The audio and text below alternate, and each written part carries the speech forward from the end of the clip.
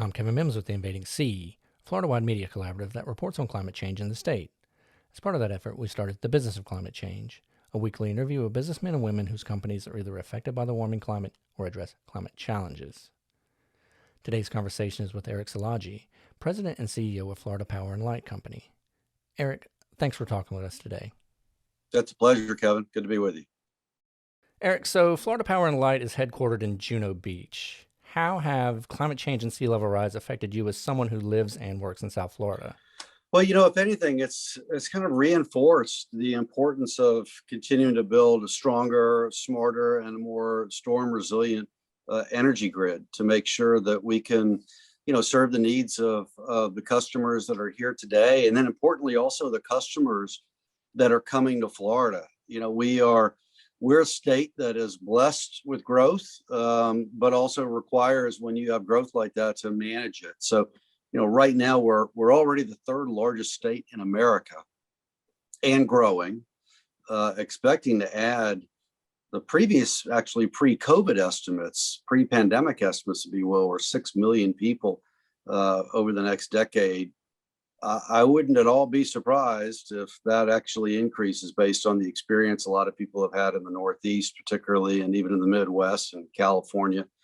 And so we're really trying to meet the challenges of clearly a changing climate, but also a growing infrastructure requirement, because we have to meet the needs of people as they come here. And I'll say again, this pandemic has also shaped my thinking in a lot of ways, that things that I realized before but were really reinforced during this unprecedented time, on the importance of electricity in the day-to-day lives of people. I mean, if you think about those heroes in the healthcare industry, the men and women on the front lines of COVID, working in the hospitals, keeping people alive on ventilators. That just doesn't happen if you don't have electricity.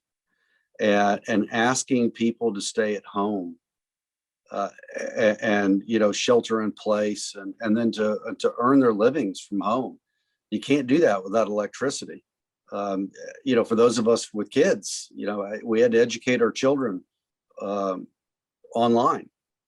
So again, it really reinforced the importance of being thoughtful about how do we do this in a way that meets people's needs, but also recognizes that our world is changing and the environment is changing. And so it's really reinforced that we have to continuously challenge ourselves to be even better than we've been before. Eric, what has the shift in our climate and weather patterns looked like from an energy utility perspective? How is FPL's response to major storms, for example, different compared to 10 or 20 years ago? Oh my gosh, we've come a long way. And unfortunately, we have a whole lot of experience on responding to storms, not just in Florida, by the way, but elsewhere, because we are an industry that saddles up and goes wherever help is needed. And thankfully, that cuts both ways, because we've had a lot of people, as our customers will know, come here to Florida to help us when storms like Irma, which was the largest storm ever to hit our service territory. And we've been in business now almost a century.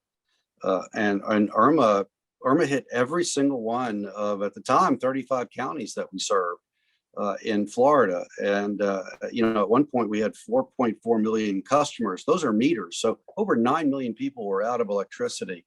And I'm really proud of the team, because we were able to restore half of those customers, 2.2 million or nearly 5 million people, in 24 hours or less. And that's really because of our approach to responding is different than it was 10 and definitely 20 years ago, partly driven by the investments that we've made in storm hardening. In the past 10 years, we have invested over $4 billion in storm hardening, whether that's concrete poles or steel transmission poles, even bigger wooden poles or closer together. There's a variety of things that you can do to strengthen the system. And we have now built what is by far and away the strongest, as well as the smartest grid in the United States. I would actually guess the world, but I just don't have the data to support that because other utilities around the world don't report it. But between the hardening and then the technology that we've put on the grid, whether it's smart meters, which everybody in our territory has at their home or their business, or smart devices, which we've installed hundreds of thousands of them on the grid. We now have the ability to see things that we didn't before in real time.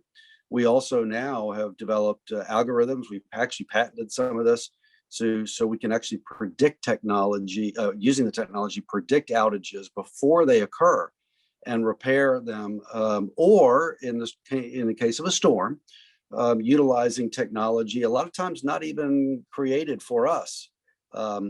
Drones, good example. It wasn't created for the electric utility industry, but we now, during IRMA, we deployed over 50 drones, and we were able to get real-time information as to what the damage was, so we could send the right crews with the right equipment to the right spot immediately, rather than sending crews out just to try to find the problem and then figure out what the response was going to be. It may not sound like a big deal, but that shaves hours, if not days, off of the kind of response that we would otherwise be able to do. So it's been a combination of a really dedicated, kind of a committed march, if you will, of investing in the storm hardening, but then also embracing technology, not being afraid of change, and not being afraid to ask ourselves, what can we do differently? How can we be better at this? And we learn from every storm. In Florida and outside of Florida, every storm is different. Mother Nature will always throw you curveballs. And I'm proud of having a team and culture that embraces that kind of change rather than being afraid of it. Eric, with its 30 by 30 plan, FPL plans to install 30 million solar panels by 2030. What percentage of FPL's energy currently comes from fossil fuels, and how much is renewable? And how will those numbers change by 2030? So the 30 by 30 plan, we are actually ahead of schedule on. It's 30 million panels by 2030. It's interesting. We've been actually investing in solar technology since 1984, kind of long before it was cool to be green, if you will. Now, to be fair, the first solar facility we built in Miami in 1984 was really tiny because it was really expensive. And now we've scaled up to these massive facilities where, our standard design is a 500-acre site with 300,000+ panels per site, enough to power on average about 15,000 homes. And these are Florida homes, so they have a lot of air conditioning to them. If you did the equivalent in the Northeast, it'd be twice as many homes.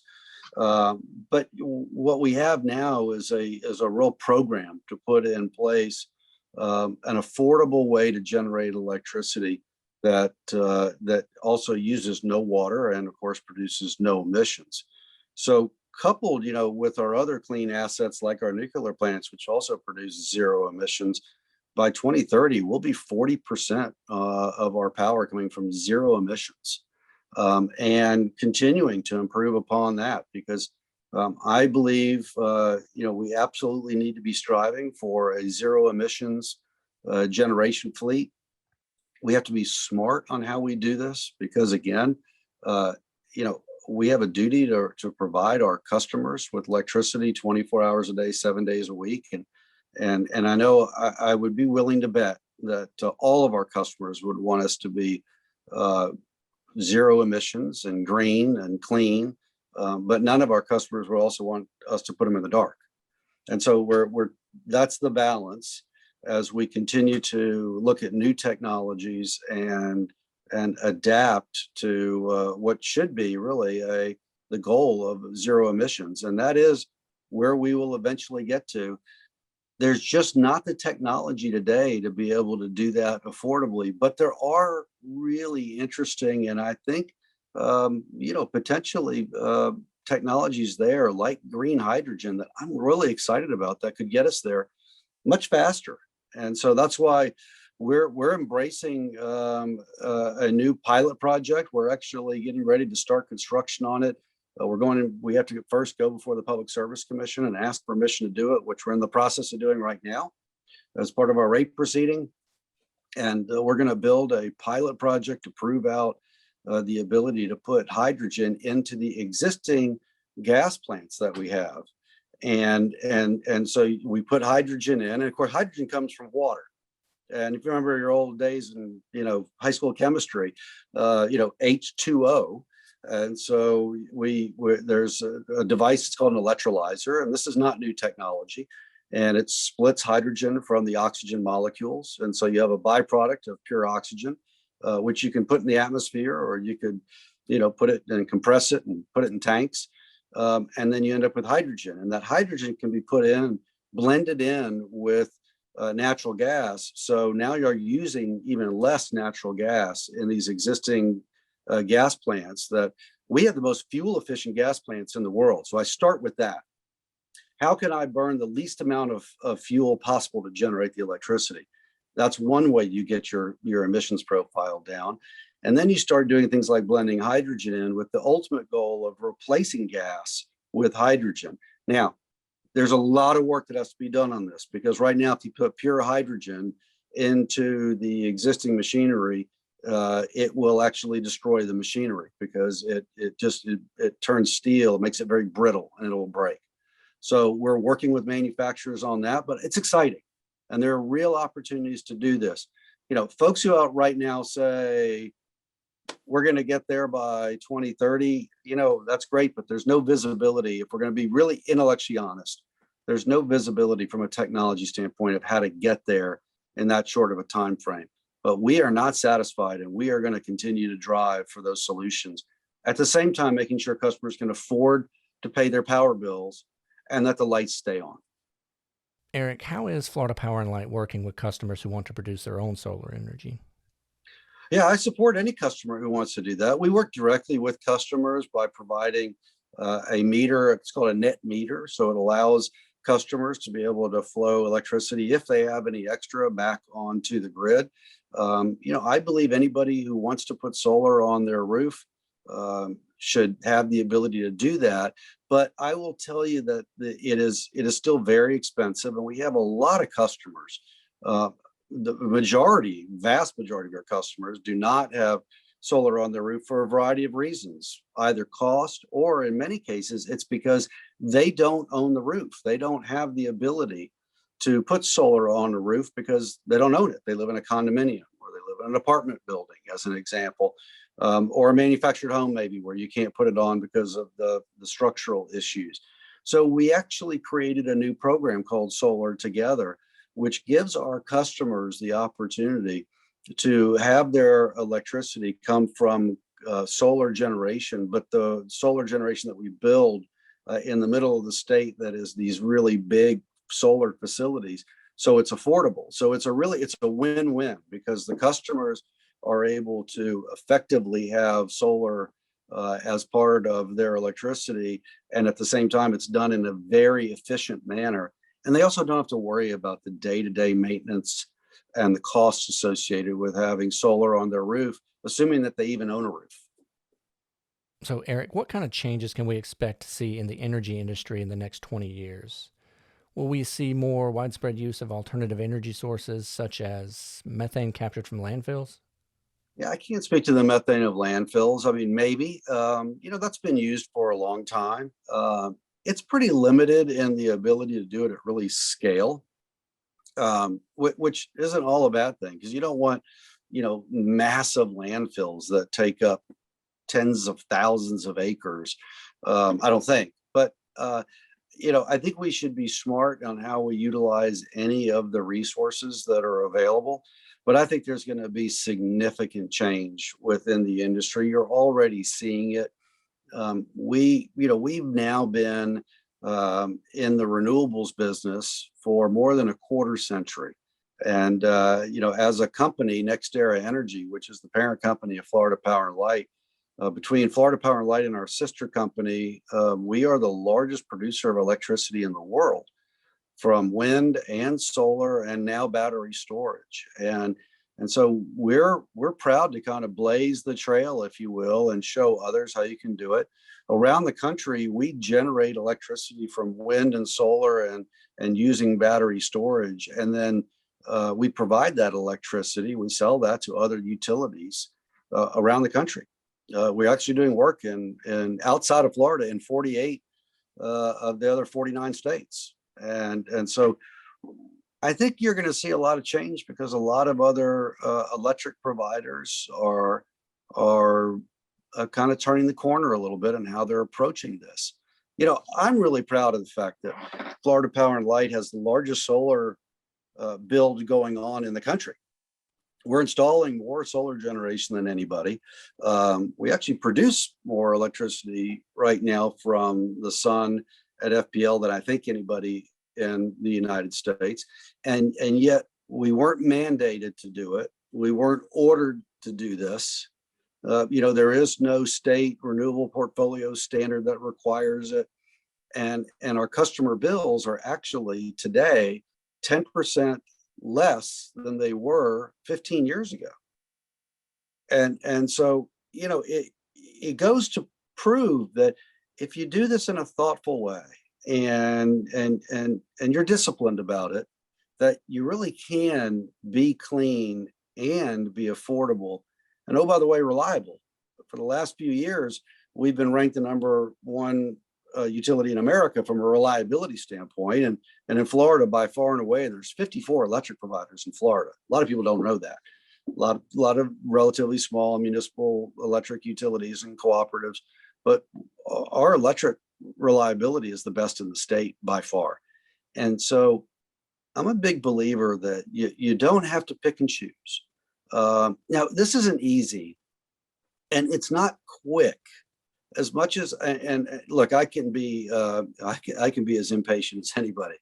I will admit that. My wife reminds me of that a lot.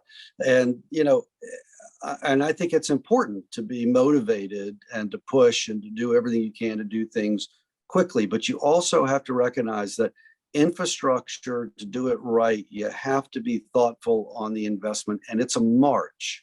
It's not a sprint. We have been investing in strengthening our grid for over a decade. We have invested in our generation fleet now and modernizing it for over 2 decades. Kevin, I'll give you one example of this that I think your listeners and your readers would find very interesting. In 2001, FPL burned more oil than any utility in America to generate electricity, because the plants that we built in the 1960s, when Florida was booming, both population-wise and air conditioning was coming into play, right? Those plants relied on oil because we're a long peninsula and we didn't have the pipelines of natural gas, and it was either coal or oil. We built a lot of oil plants. In 2001, we burned 41 million barrels of oil. Company made a decision we were going to move away from oil for a variety of reasons, pollution being one, but also the political issues around importing foreign oil from places that aren't necessarily as supportive of the United States, and the costs associated with it. And even over the objections of a number of people who thought we should just keep the old plants because they're paid for and we know how to run them. We should not tear anything down that's already there. Even over those objections, we started this process of modernizing our fleet. We're now in a position where we don't burn any heavy oil at all to generate electricity, and we only burn typically a small amount of diesel a year to prove that we can burn it in case we have to burn it for an emergency, right? In case we had to fuel switch. So we've effectively eliminated oil out of being the largest to now not relying on it at all in the course of 20 years. It was a march. It wasn't one plant, it was dozens, right? And in the process, we've also saved customers $11 billion, because we tore down these old plants and we built these really modern, fuel efficient gas plants, which have significantly cleaner emissions profile. We've basically eliminated the many of the greenhouse gases, nitrous oxide, sulfur dioxide, those are gone. Particulate matter eliminated, right? CO2 significantly reduced, over 50% reduction there. But we've also reduced the amount of fuel that we actually burn. So it's like replacing a Cadillac from 1962, right? If you're a gearhead like me, that's a really big car with fins and a huge engine, right? And replacing it with, a Ford Fusion, a hybrid, right? That sips fuel. And so we've reduced our MPG. And so and that means we didn't go out and buy that fuel, which means customers saved $11 billion and counting. That stayed in their pockets, that they went and spent on things that they would want to spend it on rather than paying their electric bill. That's the kind of, I think, smart approach that we can continue to try to find ways to make sure customers can afford to pay their bill every day, that the electric bill is not what's driving their thinking about what do I have to not pay so I can pay that. Never worried about the fact that the lights are going to come on or off and we're having rolling brownouts or blackouts like we've seen, frankly, in other parts of the country and definitely other parts of the world. And then also making sure that we're still addressing what has to be addressed, and that is the very real changes in our atmosphere and our climate. Eric, thank you for your time. We appreciate it. Kevin, it's a pleasure. Thanks very much. Take care.